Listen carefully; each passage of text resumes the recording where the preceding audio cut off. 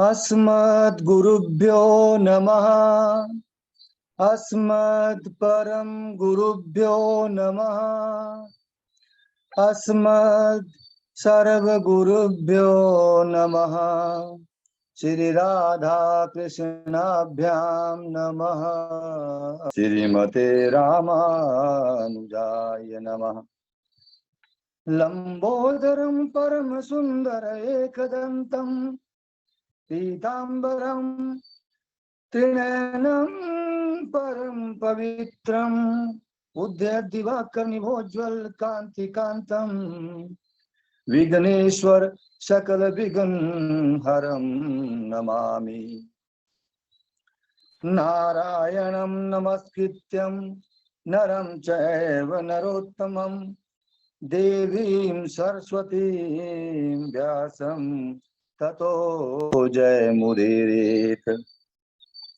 जयतु देवो देवकी नंदनो अयं। जयतु कृष्णो विष्णुवंश प्रदीपः। जयतु मेघ कोमल मेघ श्यामलः कोमलांगः। जयतु पृथ्वी भारनाशो मुकंदः। बर्हपीडं नटवर वपु कर्णयो कर्णिकारं बिभ्रद्वासः कनककपिशं जयन्तीं च मालाम्। रन्ध्रान् वेणुरधर सुधया पूरयन् गोपवृन्दैः। वृन्दारण्यं स्वपदरमणं प्राविशद् गीतकीर्तिः। रामाय रामभद्राय रामचंद्राय वेदसे रघुनाथाय नाथाय सीताय पतये नमः। अंजनानंदनं वीरं जानकी शोकनाशनं कपीशमक्षहन्तारं वन्दे लंका भयंकरं मूकं करो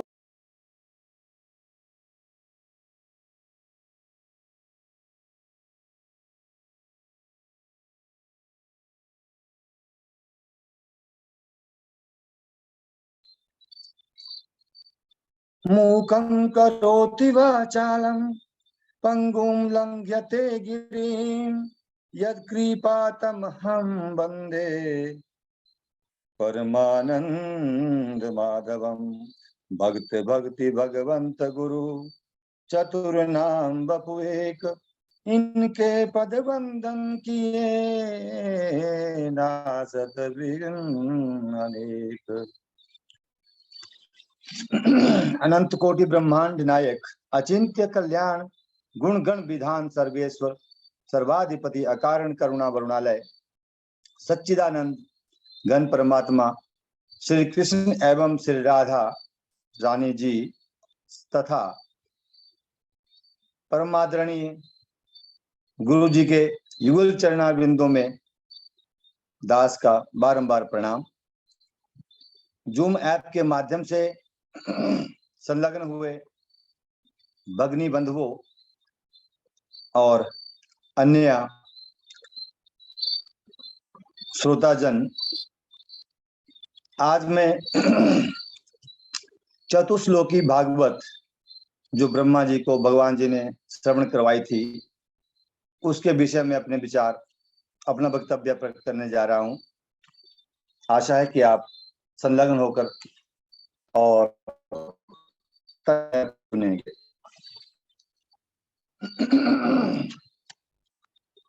जब भी कोई डॉक्टर ऑपरेशन करता है किसी मरीज का, तब उसके सगे संबंधियों को ऑपरेशन थिएटर में नहीं आने देते।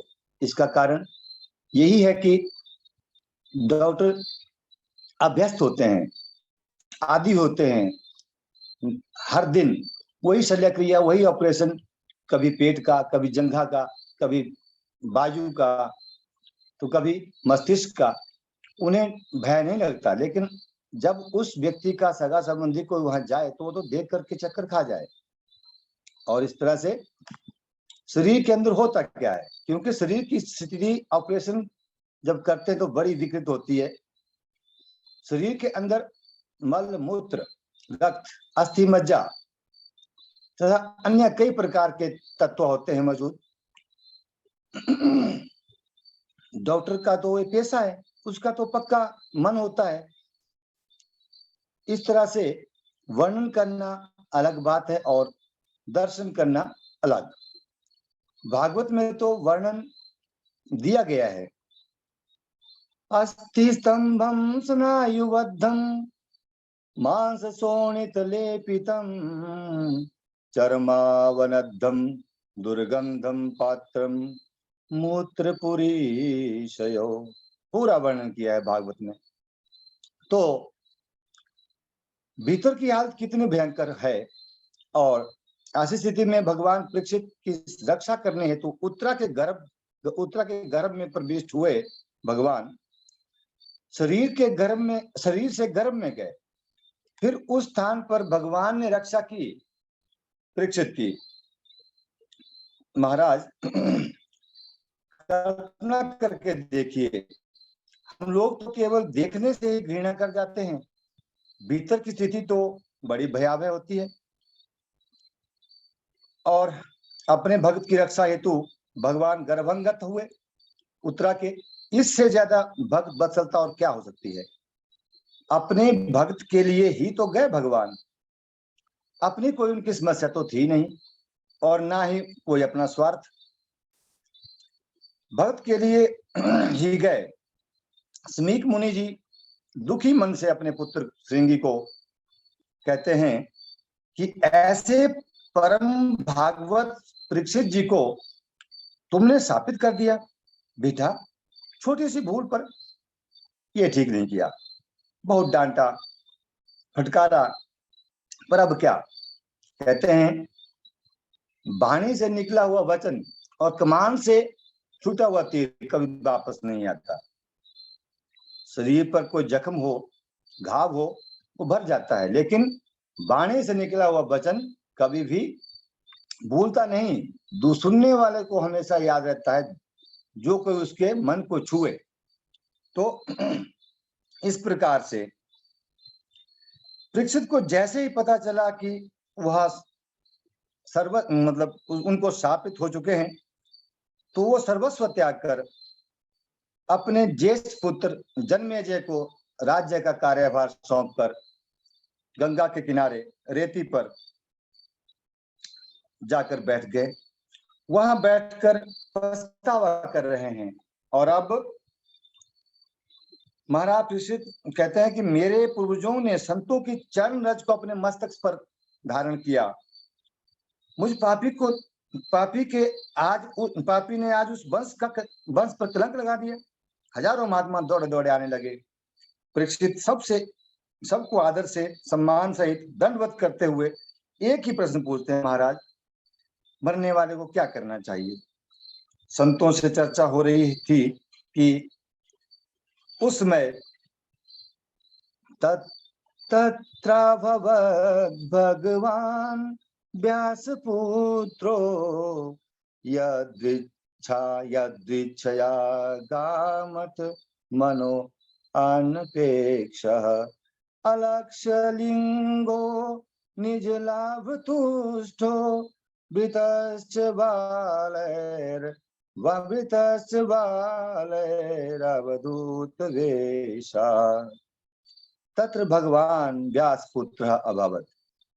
मानो आज भगवान ही भक्त की रक्षा करने के लिए व्यास पुत्र के रूप में प्रकट हो गए हैं। ऐसे 16 वर्षीय परिव्राजक आचार्य सुखदेव जी के दर्शन करने के लिए सभी संत खड़े हो गए। परीक्षित जी ने आसन दिया, पूजन अर्चन वंदन किया और ईशाम समरणात् पुंसाम सद्यः शुद्ध्यन्ति वै गृहाः किम पुनर्दर्शन स्पर्श पाद शौच शौच स्नाद शौच शौचासनादिवि अतः पृच्छामि संसिद्धिं योगिनां परम गुरुं पुरुषस्य यत् कार्यं म्रियमाणस्य सर्वदा। आप जैसे सिद्ध संतों का स्मरण करने से ही समस्त पाप भूल जाते हैं महाराज। दर्शन हो जाए तो कहना ही क्या, और दर्शन के साथ साथ आपका चरणोदक मिल जाए तो पूछना ही क्या।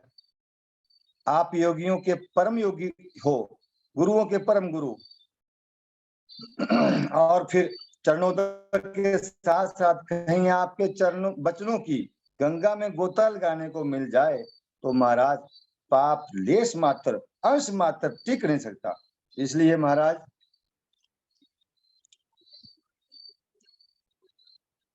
इतना बता दीजिए कि हम जैसे म्रियमाण मरणशील मरणासन प्राणियों को क्या करना चाहिए, कौन भजनीय है, जीव का क्या कर्तव्य है और क्या अकर्तव्य है, क्या स्मरणीय है, इसे जरा विस्तार से समझाइए। उसके पश्चात सुखदेव जी परीक्षित के इन प्रश्नों पर बड़े विमुग्ध हुए, प्रसन्न होकर बोले, वर्यने साते प्रश्नः कृतो लोकहितो नृप आतंबित सम्मतः पुंसां श्रोतव्या दिशो यः परः। प्रश्न सार्वभौमिक है, इसलिए सुखदेव जी का जो प्रथम अक्षर मुख से निकला वह भी ब्रह्मा का बीज ही था निकला। वकार जो है वह ब्रह्मा का बीज है, और सुखदेव जी के मुख से पहला वकार ही निकला, वरीयनेश ते प्रश्न। वकार शब्द पहले निकला क्योंकि ब्रह्मा का बीज है वह, और ब्रह्मानंद सुखदेव जी के भीतर भरा है। सुखदेव बाबा कहते हैं, प्रसिद्ध ये प्रश्न तुमने अपने लिए नहीं किया है, ये तो मतलब समस्त सृष्टि के लिए। यदि परीक्षित ये पूछते कि महाराज मैं 7वें दिन मरने वाला हूं, कुछ बचने का उपाय बताओ, तो ये व्यक्तिगत होता। इस प्रकार से ये प्रश्न सार्वभौमिक है। सुखदेव जी गदगद हो गए क्योंकि लोक कल्याण की भावना से प्रश्न किया गया। सुखदेव जी कहते हैं ये अभागा जीव मोह ग्रसित है, अपने बारे में से सोचने का समय ही नहीं, हमेशा दूसरों के बारे में सोचता रहता है, मेरे बाद इनका क्या होगा, मेरे इतने बच्चे हैं, 2 बच्चे 5 बच्चे, अब इनका क्या कैसे गुजारा होगा, मैं चला जाऊंगा तो ये कैसे जिएंगे रहेंगे, क्या कौन इनको संभालेगा। और इस तरह से सोचते उधेड़ बुन में का अंतिम समय जीव का आ गया, फिर दूसरों के बारे में सोच रहे हैं, इसी में सारा जीवन जीव का समाप्त हो जाता है। इसलिए जो प्राणी वास्तव में मृत्यु भय से मुक्त होना चाहे उसे 3 बातों का अभ्यास करना चाहिए, और वो 3 बातें, तस्माद् भारत सर्वात्मा भगवान ईश्वर हरिः श्रोतव्यः कीर्तितव्यश्च स्मर्तव्यश्चेच्छता भयम्। पहले सबसे पहले प्रभु की महिमा का श्रवण करो, श्रवण करना अत्यंत आवश्यक है। महिमा गान करो, उसके बाद कीर्तितव्य, जब सुनने वाला ना मिले तो क्या करे, एकांत में बैठकर स्मरण करे, समर्तव्य समर्तव्य। इस प्रकार से जाने बिनु न होई प्रतीति, बिनु प्रतीति होई नहीं प्रीति। इसलिए प्रभु की महिमा जानने के लिए पहले उनकी कथा सुनो, ज्यादा से ज्यादा भगवान की लीलाओं का श्रवण करो, फिर श्रवण करने उपरांत पता चलेगा कि प्रभु का स्वरूप कैसा है, उनका स्वभाव कैसा है।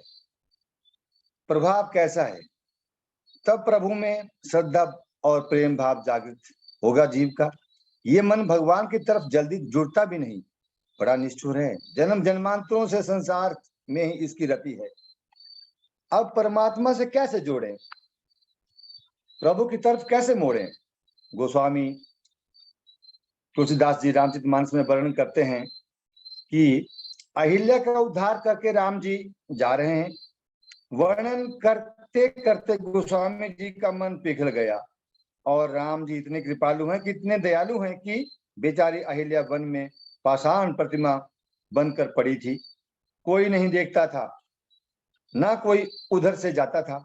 ऐसी अभागिन अहिल्या के उद्धार करने हेतु प्रभु स्वयं गुरु जी को लेकर पहुंचे और उन पर अनुग्रह किया, कृपा की। ये परम पावन उसे बना दिया अहिल्या जी को, और मन पिघला। कहाँ गोस्वामी जी ने उस मन को फटकारा। अस प्रभु दीन बंधु हरि कारण रहित दयाल, तुलसीदास सठ थे ही भज छाड़ी कपट जंजाल। अब ये जो सठ संबोधन किया गया है वह अपने मन को है। गोस्वामी जी कहते हैं, अरे सठ मन, ढीठ तू बड़ा निष्ठुर है।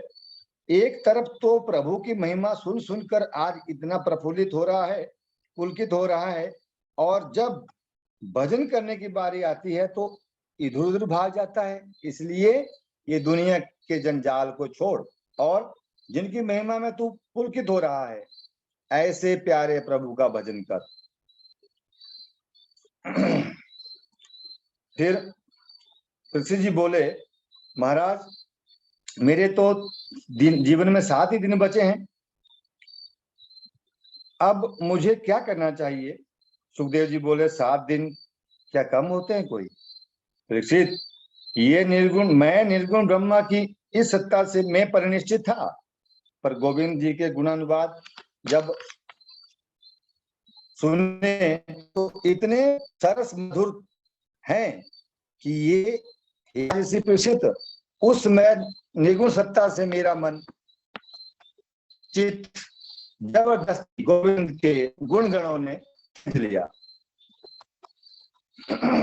इतने ऋषि मुनि बैठे थे, परीक्षित ने प्रश्न तो किया था, मरने वाले को क्या करना चाहिए? सब एक दूसरे की ओर देखते हैं, मुंह ताकते हैं, पर सोर्स बरसिए महाप्रभु सुखदेव जी के वचनों का आत्मविश्वास देखिए।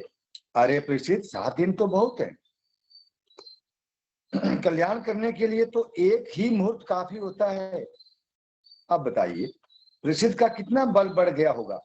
वह तो घबरा रहे थे कि 7 दिन में क्या हो पाएगा, कौन सा साधन करूं? पर सुखदेव जी कहते हैं 7 दिन बहुत हैं, बल्कि एक मुहूर्त ही पर्याप्त है इसके लिए। सुखदेव जी कहते हैं, परीक्षित पहले 4 बातों का अभ्यास करो। जितासनो जित श्वासो जित संगो जितेन्द्रिय, स्थूले भगवतो रूपे मनः संधारे धीराया। ऋषि, सबसे पहले जितासन करो, अर्थात आसन जीतो। उसके पश्चात चाहे आप साथ में चाहे आप आसन जब जीत जाओगे, चाहे सुखासन करो, वज्रासन करो, रीढ़ की हड्डी को सीधी रखो, और उसके बाद फिर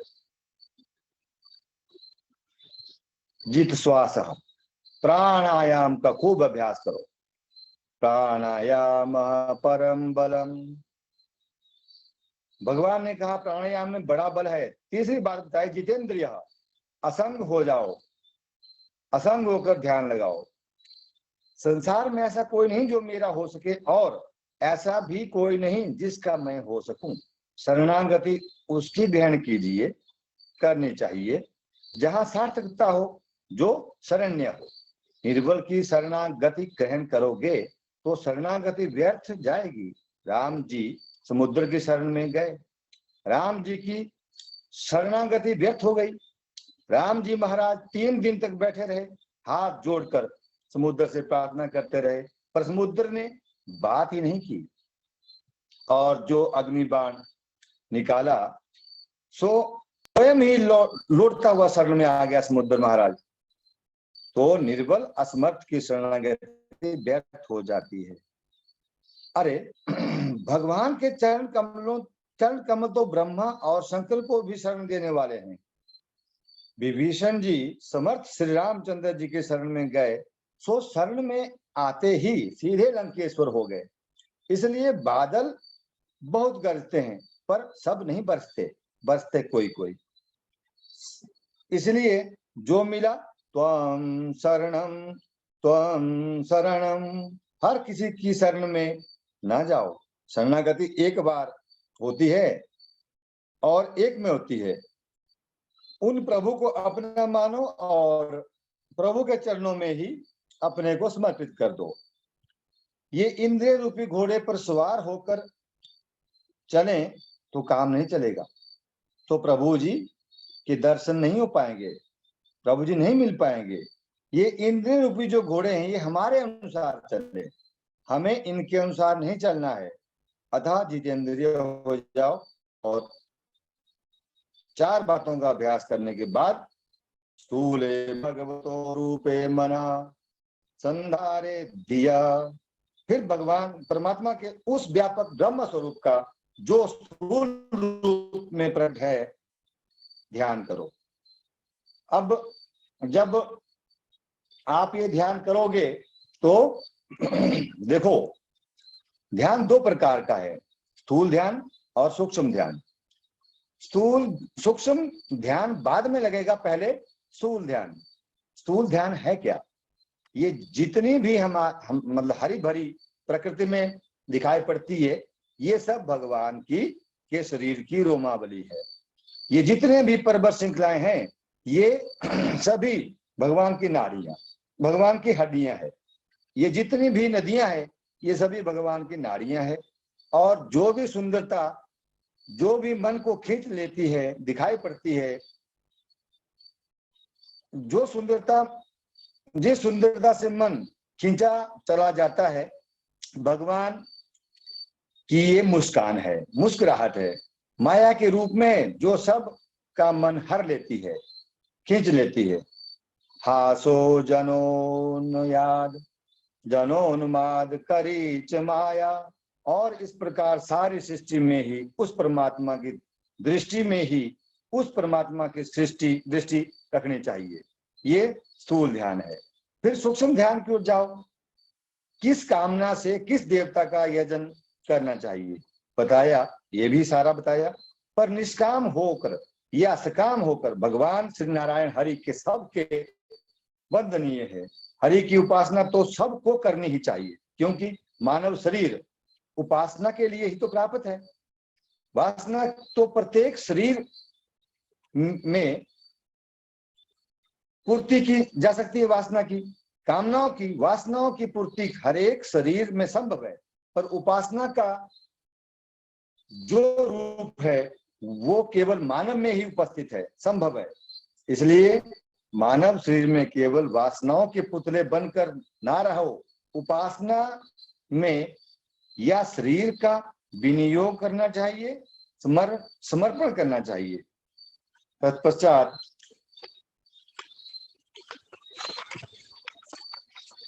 अंत में परीक्षित ने पूछ लिया, गुरुदेव कृपा करके ये बताइए कि भगवान इस विचित्र संसार की रचना कैसे करते हैं। तो भगवान के स्वरूप का वैभव का वर्णन उनकी कृपा के बिना कर पाना संभव नहीं। इसलिए सुखदेव जी अब प्रभु का ध्यान कर रहे हैं। बड़ा सुंदर प्रभु का ध्यान करते हुए सुखदेव जी कहते हैं कि जिन प्रभु का कीर्तन स्मरण दर्शन वंदन श्रवण अर्चन करने मात्र से जीव के समस्त पाप संताप शीघ्र समाप्त हो जाते हैं, ऐसे प्रभु के श्री चरणों में बारंबार प्रणाम है। कोई कितना भी बड़ा तपस्वी हो, मनस्वी हो, दानी हो, मंत्र वेता हो, ऋषि हो, पर जब तक भगवान की शरणागति ग्रहण नहीं करेगा तब तक उनका कल्याण किसी भी काल में संभव नहीं। तपस्विनो दान परा यशस्विनो मनस्विनो मंत्र विदा सुमंगलः क्षेमं न विन्दन्ति विना यदर्पणम् तस्मै सुभद्र श्रवसे नमो नमः। जब जीव का कल्याण तब तक नहीं हो सकता जब तक भगवान का आश्रय ग्रहण नहीं होगा, चाहे वह कितना भी बड़ा तपस्वी मनस्वी मंत्रवेता इत्यादि हो। दूसरी ओर कि चाहे कोई कितना बड़ा पापी हो, बड़े से बड़ा पाप करने वाला हो, प्रायण प्राणी हो, पाप प्रायण, प्रभु के चरणों का आश्रय लेने पर तो वह भी परम पावन विशुद्ध हो जाता है। भगवान की बड़ी सुंदर महिमा का ध्यान करके अब सुखदेव जी कहते हैं, प्रेषित ध्यान से सुनो। यही प्रश्न एक बार देवश्री नारद जी ने अपने पिता ब्रह्मा जी से किया था। तो ब्रह्मा जी को ध्यान लगाए एक दिन नारद जी ने देखा तो पूछ लिया कि पिताजी, सारा संसार तो आप बनाते हो, फिर आंख बंद करके ये ध्यान किनका लगा रहे हो? आप क्या आपसे भी ऊपर कोई शक्ति है? तब ब्रह्मा जी हंसते हुए बोले, बेटा नारद, मेरे ऊपर भी कोई है। पुनः नारद जी के ये पूछने पर कि आपके ऊपर कौन है, तब ब्रह्मा जी ने सृष्टि प्रक्रिया का विस्तार पूर्वक वर्णन पुत्र नारद को सुनाया। भगवान श्रीमन नारायण प्रभु के नाभि कमल से ब्रह्मा जी का जन्म हुआ और ब्रह्मा जी कमल से प्रकट हो गए। अब सोचने लगे हम कौन हैं, कहां से आए। चारों तरफ देखा तो चारों दिशाओं में ब्रह्मा जी के चार मुख प्रकट हो गए, पर चारों ओर ब्रह्मा को जल ही जल, वायु ही वायु के अलावा कुछ भी दिखाई नहीं पड़ा। फिर विचार किया, जिस कमल पर बैठे हैं उसका कोई ना कोई तो आधार होगा, तो चलो उसके भीतर ही घुसकर देखते हैं, ढूंढते हैं। पर कोई आधार नहीं मिला, वापस आ गए। विचार करने लगे, को अहम, कौन हूं मैं? तो दो शब्द उनके कान से टकराए, त और प, तप। तब ब्रह्मा जी तपस्या में संलग्न हो गए। घोर तप किया ब्रह्मा जी ने। तो उस दिव्य तपस्या से प्रभु ने उनके हृदय में अपनी वाणी को प्रकट किया। उसी दिव्य वाणी को चतुश्लोकी भागवत कहते हैं। बोलिए भगवान श्रीमन नारायण की जय। ज्ञानम परम गुह्यम मे यद्वि ज्ञान समन्वितम सरहस्यम तदंगम च गृहान गरिम मया। भगवान कहते हैं, ब्रह्मा जी जरा ध्यान से सुनिएगा, मैं अपना अत्यंत गोपनीय ज्ञान तुम्हें प्रदान कर रहा हूं। पूरा ज्ञान नहीं है, अपितु अनुभव जन्य ज्ञान है। भगवान कहते हैं कि जिस प्रकार से कुम्हार के पास मिट्टी तो होगी, परंतु वह घड़ा, स्कोरा इत्यादि बनाएगा। ज्वेलर के पास जब सोना होगा तभी तो बनाएगा, वैसे ही कुम्हार के पास मिट्टी आएगी तब उससे बनाएगा, नाम अलग अलग देगा उनको।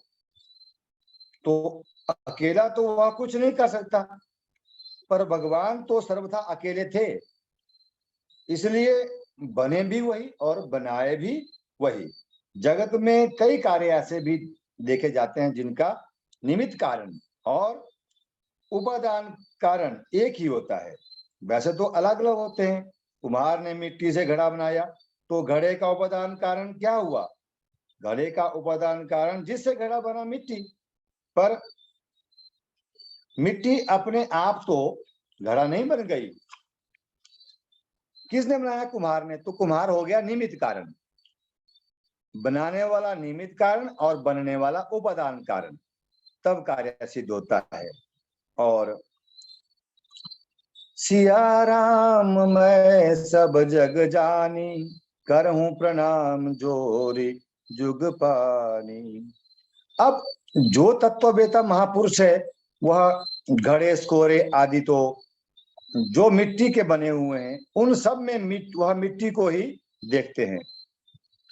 व्यवहार की दृष्टि से नाम भले अलग अलग हों कि ये स्कोरा, ये घड़ा है, ये कटोरा है, ये कुल्हड़ है, ये मटका है, ये सुराही है इत्यादि, पर तत्वतः देखा जाए तो है सब मिट्टी ही, सब मिट्टी के ही विविध नाम है। ऐसे ही नाम रूप तो अलग अलग हैं, ये स्त्री है, ये पुरुष है, ये बच्चा है, ये बूढ़ा है, ये बिल्ली है, चूहा है, शेर है, कुत्ता है, पर तत्वतः देखा जाए तो सब परमात्मा का ही विलास है, माया है। भगवान कहते हैं सुनो ब्रह्मा जी, ये तो रहा मेरा स्वरूप, अब मेरी माया जो तुम्हारा कार्य सिद्ध करेगी उसके बारे में भी जान लो। तो